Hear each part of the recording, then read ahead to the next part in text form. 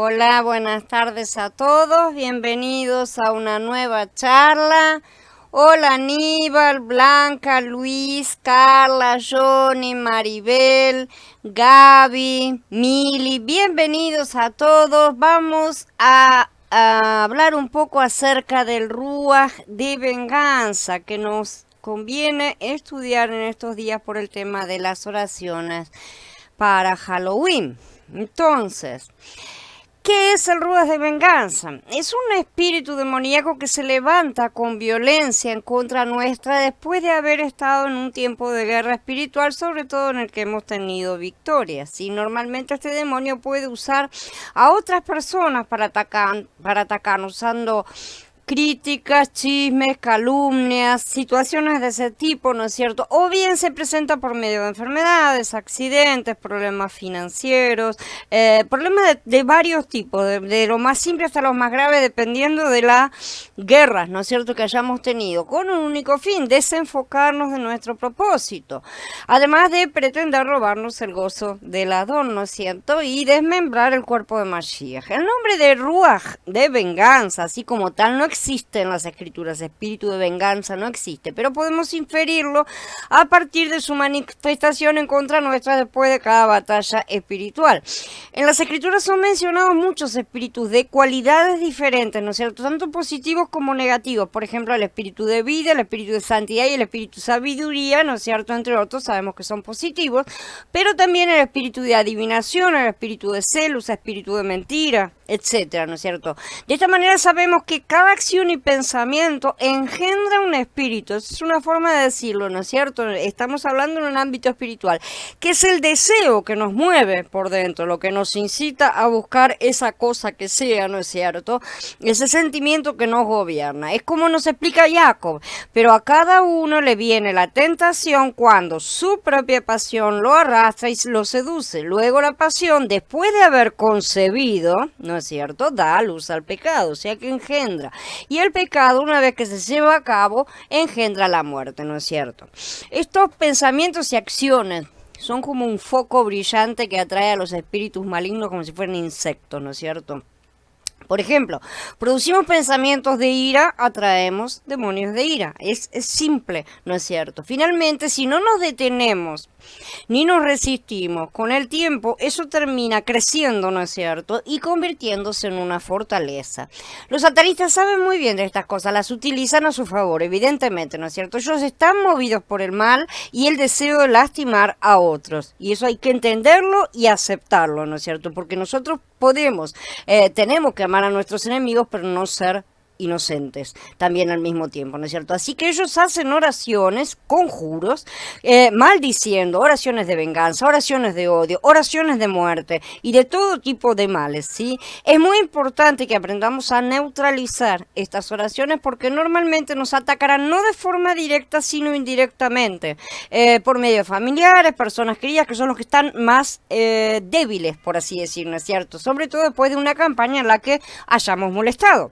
Si nuestros familiares no son todos salvos, o lo son porque han creído pero se mantienen en los caminos del mundo, ¿no es cierto?, cosa que también sucede, lo que los deja altamente vulnerables a los ataques, los demonios van a entrar por ese lado trayendo enfermedades, discusiones, accidentes por intermedio de ellos. Esas malas situaciones pueden llegar a venir por ese lado y nosotros no queremos que ellos se vean afectados. Es indispensable que les extendamos cobertura antes y después, ¿sí?, de una batalla espiritual para que no sean usados para venganza. Porque si nosotros nos vamos a luchar contra el enemigo si pierde, va a querer vengarse, son vengativos realmente. Pero este Ruaj puede también atacar de varias formas, no solo a través de personas, sino por ejemplo en forma de depresión, una depresión. Justamente esto fue lo que le ocurrió al profeta Elías, ¿no es cierto? Después de haber tenido una gran victoria en el monte Carmelo, ¿no es cierto?, frente a los profetas de Baal. Hola Nicolás, hola Katy, bienvenidos. Pero A ver, déjenme ver. Perdón. Jezabel y Zebel le envió un mensajero de Elías diciendo, así me hagan las deidades y aún más, si mañana a esta hora yo no he puesto tu vida como la de uno de ellos, los profetas que ya habían sido muertos, ¿no es cierto? Entonces él tuvo miedo y huyó enseguida para salvar su vida.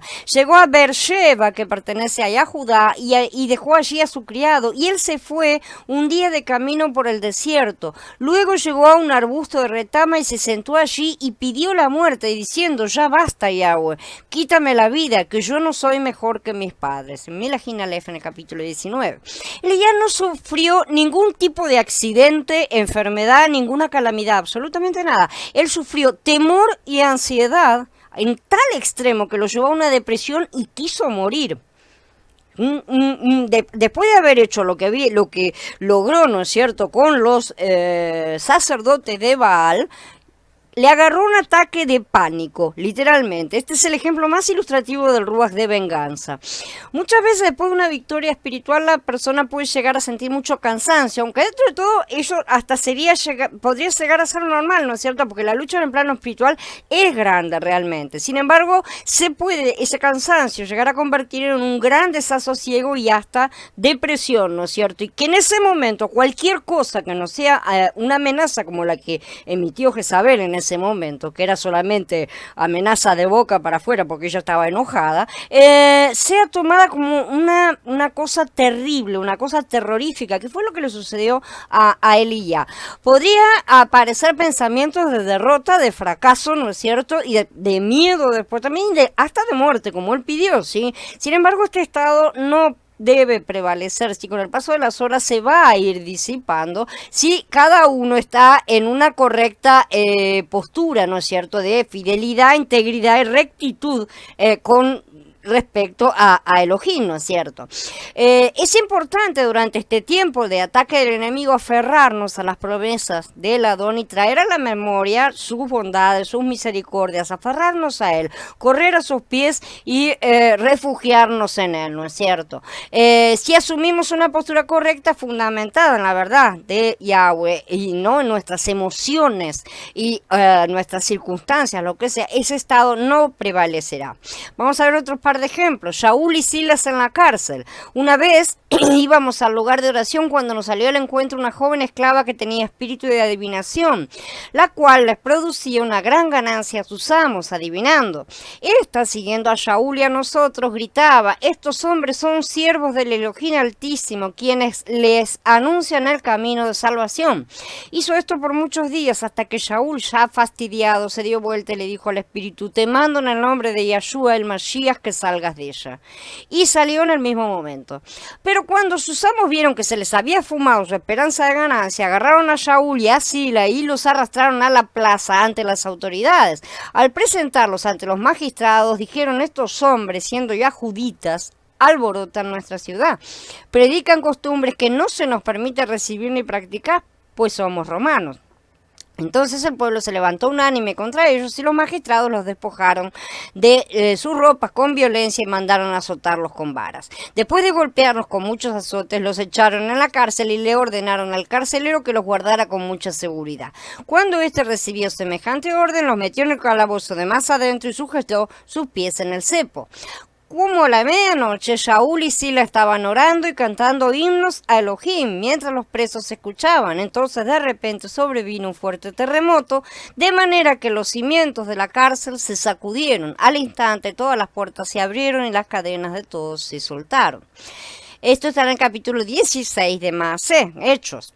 Aquí es muy claro que luego de que Shaul hizo guerra espiritual, librando a la joven, ¿no es cierto?, del ruaj de adivinación que tenía, le sobrevino un gran ataque, ¿no es cierto?, del ruaj de venganza, por lo cual fueron azotados, terminaron presos, pero Shaul aparentemente no le dio importancia al asunto, ¿no es cierto?, no aparece, no tiene la apariencia de haberse preocupado demasiado y se dedicó, al contrario, a alabar a Elohim en esas circunstancias y pronto todo el malestar se disipó, vino un terremoto, fueron liberados, el carcelero fue salvo, toda una serie de cosas, ¿no es cierto? Yahshua y Baal-Zebul. Entonces le trajeron a un endemoniado, ciego y mudo, y lo sanó, de manera que el mudo hablaba y veía. Y toda la gente estaba atónita y decía, ¿no será este el hijo de David? Pero al oírlo los fariseos dijeron, este no echa fuera los demonios, sino por Baal-Zebul, el príncipe de los demonios. Es muy común que Hasatán use gente, aún dentro de la misma congregación, que trata de desacreditar, hundir, menospreciar, ¿no es cierto? Y hasta calumniar al siervo de Elohim, ¿no es cierto? Lo hicieron con el hijo de Elohim, imagínense con sus siervos. Y tratan de dejar por el suelo su reputación, niegan lo que se está logrando, ¿no es cierto? Minimizan y hasta ridicularizan los hechos. Eso es bastante normal. Un hechicero, un falso profeta, es importante no dejarnos influenciar ni por halagos ni por adulaciones de ningún tipo, ¿sí? Ni tampoco por las críticas destructivas que pueden venir en nuestra contra. El servicio que realizamos es para nuestro comandante y no respondemos sino ante él, ¿no es cierto? Después de atravesar toda la isla hasta Pafos, hallaron a un mago, falso profeta y judita llamado Bar Yeshua, que estaba con el que estaba con el procónsul Sergio Paulo, un hombre inteligente. Este mandó llamar a Barnabá y a Shaul, deseoso de oír la palabra de Yahweh, pero el mago Elimas, porque así se traduce su nombre, se le oponía, tratando de apartar al procónsul de la fe. Entonces Shaul, también llamado Paulo, lleno de espíritu de santidad, fijó los ojos en él y dijo: tú, lleno de todo engaño y de toda malicia, hijo del acusador, enemigo de toda justicia, ¿no cesarás de pervertir los caminos rectos de Yahweh? Ahora, mira, la mano de Yahweh está contra ti, quedarás ciego por un tiempo sin ver el sol. De repente cayeron sobre él oscuridad y tinieblas, y andando a tientas buscaba a quien lo condujera de la mano. Entonces, al ver lo que había sucedido, el procónsul creyó, maravillado de la enseñanza del Adón. Esto está en el capítulo 13 de Maaseh de Hechos. Cuando se predica un evangelio puro y verdadero, entonces se van a levantar los elimas, o sea, los brujos y hechiceros que se colocan al lado de las autoridades para estorbar y bloquear los planes que tenemos para la expansión del reino, porque ellos quieren la expansión de su reino, ¿sí? Estos son los hombres fuertes, las manos que están detrás de los poderes políticos del mundo, ¿sí? A los hay de todos los niveles, para los más grandes, los mayores, evidentemente, ¿no es cierto? Y para los pequeños poderes también hay. Entonces, la relación entre políticos y brujos se remonta hasta el origen mismo de las sociedades. Siempre el brujo, el sacerdote, la cabeza de religión, de la religión que fuera, en la civilización que fuera, se iba atrás del político, del rey, del príncipe, lo que fuera en el momento. Pero las razones originales se han ido deformando, ¿no es cierto?, con el paso del tiempo. Y hoy los políticos solamente ambicionan tener un oráculo, ¿no es cierto? Quieren ver el futuro, quieren alejar las envidias, los problemas, ponerle trabas al enemigo, ¿no es cierto? Jugar al ocultismo realmente con sus enemigos políticos. Quieren obtener mayor poder, a volverse intocables, ¿no es cierto?, durante su poder público, cuando están ejerciendo, ¿sí? Así que estos recurren justamente a los hombres fuertes de Hasatán. Y estos son poderosos y son peligrosos, y hay que tener cuidado con esa gente porque no están jugando realmente. Solo Elohim nos puede dar el poder y la autoridad que contrarresta y contradice toda maldad de Hasatán, y Él nos lo ha dado con la autoridad del nombre de Yahshua. Así que tenemos que aprender a usar la palabra de autoridad de la misma manera que Shaul la usó, ¿sí? Inactivando el poder del brujo por el decreto de autoridad. Shaul lo dejó ciego, no sin antes declararle quién era: hijo del acusador, enemigo de toda justicia, ¿no es cierto? Los amigos de Daniel y el horno de fuego es otro caso, ¿no es cierto? Shadrach, Mesach y Abednego respondieron y le dijeron al rey: oh Nabucodonosor, no necesitamos responderte sobre esto. Si es así, nuestro alajá, a quien rendimos culto, puede librarnos del horno de fuego ardiente, y de tu mano, oh rey, nos librará. Y si no, que sea de tu conocimiento, oh rey, que no vamos a rendir culto a tu deidad, ni tampoco le vamos a dar homenaje a la estatua que has levantado. Otro ataque del Ruach de venganza viene cuando vamos a ser también promovidos, cuando estamos creciendo, ¿no es cierto? Cuando estamos a punto de entrar en un nuevo nivel, ¿no es cierto?, de poder y de autoridad, cuando estamos avanzando justamente en nuestra en nuestro camino de oración y del reino, ¿no es cierto? Después de esto, justamente el rey promovió a Sadrach, Mesach y Abednego, ¿no es cierto? Dice, entonces el rey hizo prosperar a Sadrach, Mesach y Abednego en la provincia de Babel. Entonces, estas cosas también tratan de impedir nuestro avance. Al tratar de frenarnos el ruaj de venganza, trata también de evitar que crezcamos, ¿no es cierto? Porque no es en sí una promoción en esto, pero en la vida real de acá, de los tres muchachos, fue una promoción real. Cualquier cosa que represente un avance en el plano espiritual es algo que va a trastornar el reino de las tinieblas. Y esta es la razón por la que nuestro adversario va a intentar de mil maneras que abortemos nuestra promoción, nuestro avance, nuestro crecimiento. Notemos todo lo que ocurrió antes de que Sadrach, Mesach y Abednego fueran promovidos a una posición más importante en la nación, ¿no es cierto? Hay cosas niveles, ¿no es cierto?, espirituales, que nosotros no los vemos, nosotros no tenemos mucha idea de nuestro crecimiento, cómo se ve, pero los demonios sí lo saben, ¿no es cierto? Y también se oponen a que avancemos. Una de las claves que se hace necesario resaltar es el hecho de que ellos prefirieron morir, ¿sí?, antes que ceder a las exigencias del rey para adorar el ídolo. ¿Quiénes son realmente derrotados por el ruaj de venganza? Este ruaj derrota a los que viven en la carne, a los que ignoran la palabra de Elohim, a los que caminan con doble vida, con un pie en cada mundo, ¿no es cierto? Si no nos sometemos a Elohim, primeramente, no vamos a poder resistirlo y por lo tanto, Hasatán no huirá de nosotros. Al contrario, el ruaj de venganza es un demonio como cualquier otro, ¿sí? Y como tal puede ser resistido, inactivado, atado, echado fuera, eliminado, ¿no es cierto? Que dejarlo sin poder, digamos. Lo único que hay que tener en cuenta es hacer todas estas cosas antes y después de toda batalla espiritual. Es importante que no dejemos ese cabo suelto, por así decirlo. Un arma poderosa en contra del ruaj de venganza son las oraciones de bendición, ¿no es cierto? Y las oraciones por el reino. Venga tu reino. Nuestro corazón debe estar alineado con el corazón de Elohim, ¿sí? Así que asegurémonos de estar de acuerdo con el cielo cuando tenemos la batalla y cuando la empezamos y la terminamos, ¿sí? Hasatán es sumamente legalista, así que tomemos toda la armadura de Yahweh antes de la batalla.